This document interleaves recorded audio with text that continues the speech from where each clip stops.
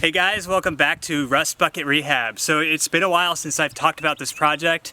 I may have already posted a video on our manifold crack and how I went about repairing that, but I wanted to run through just some of the steps that I have gone through up until this point to get this to its current state.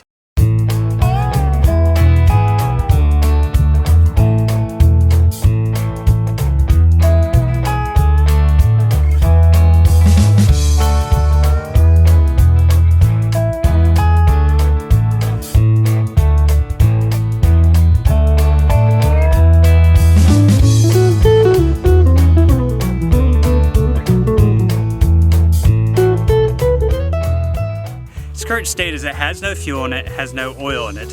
I drained the oil and the fuel first thing because I wanted to get the bad oil out and I wanted to get the bad fuel out.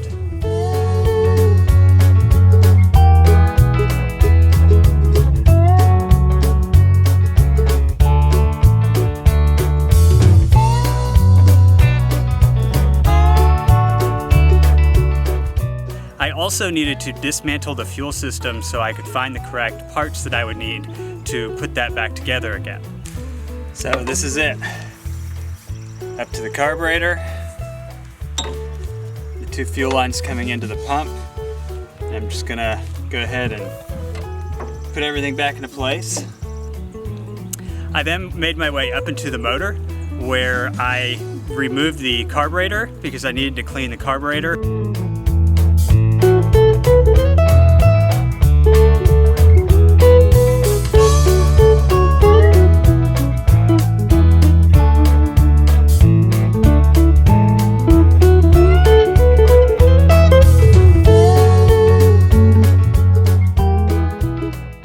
In order to get the carburetor out of these, and they have a Zenith carburetor, which is a lot like the Ford 3000 carburetor, but in order to get the carburetor out, I had to completely pull out the manifold.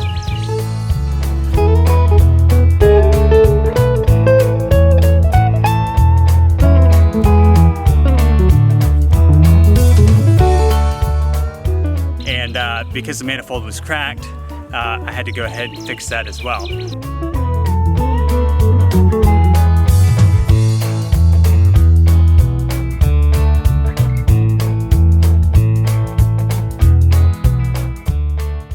So with the carburetor pulled and the manifold pulled out, I had to get some seals for the manifold gaskets for the manifold because I couldn't put it back in with the old gaskets that were there. They kind of just fell apart as I pulled it out.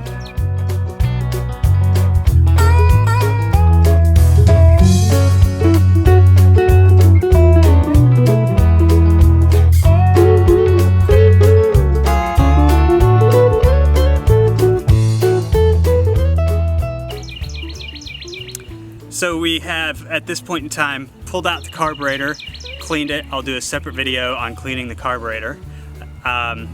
We fixed the manifold, and then we had to put all of that back into place. We put the manifold back into place, the carburetor back into place.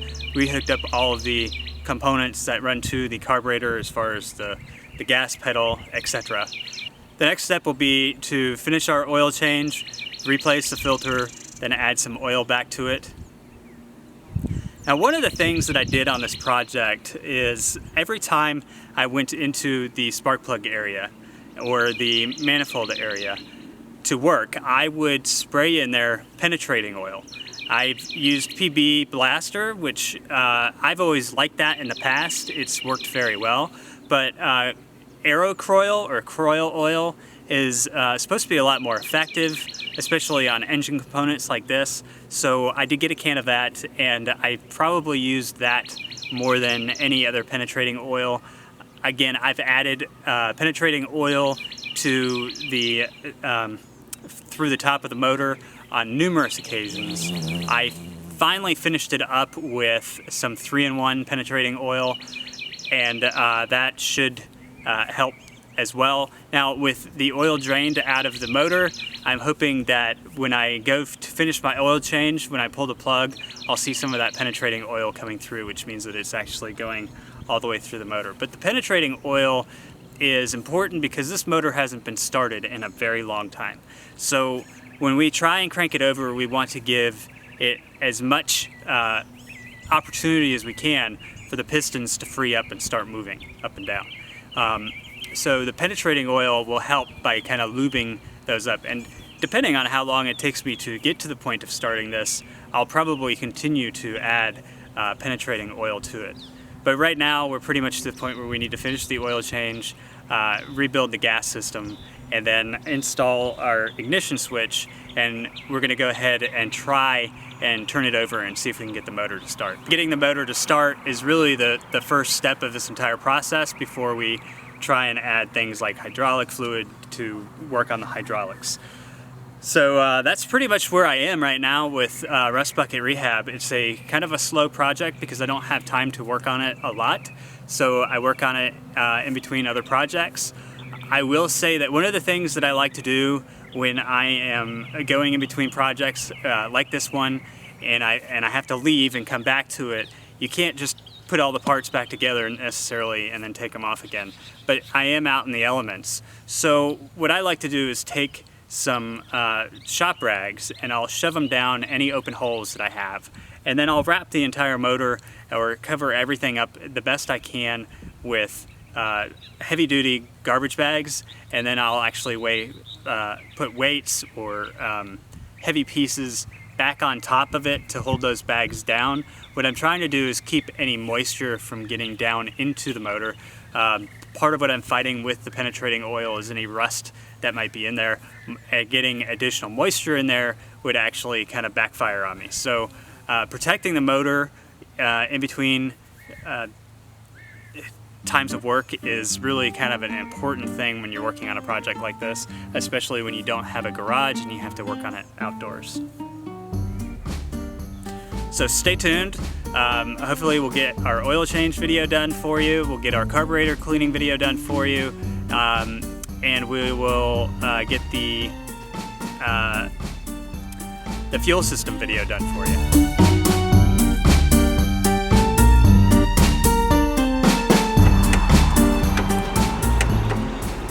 I could hear the starter solenoid kick. I have some smoke.